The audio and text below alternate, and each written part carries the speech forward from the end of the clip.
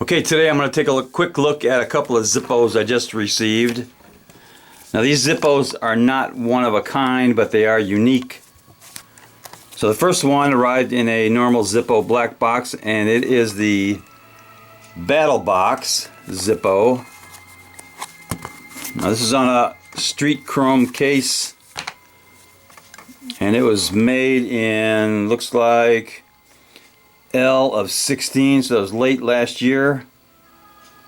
Good stampings on this Zippo, Bradford, PA, made in USA. Good sound, lights up nice. Let's do a quick drop test on this one.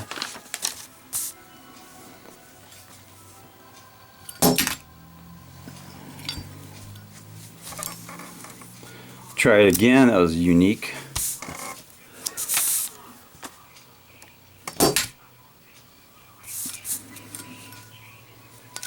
Must be too much wind in here today. Let's try it again.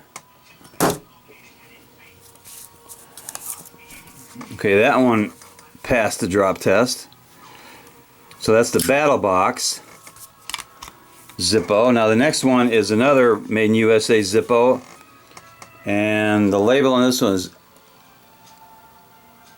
IV and 4/8. This is the Iraqi veteran Zippo.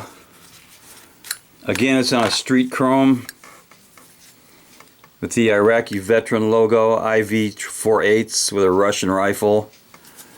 And this one looks like it was made in J of 16. That was also late last year. Pretty good stampings. Bradford, PA, made in USA. Good sound, steel insert. Lights up nice. We'll do a drop test.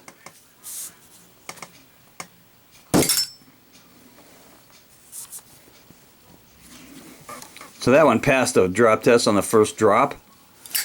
That's the Iraqi veteran Zippo.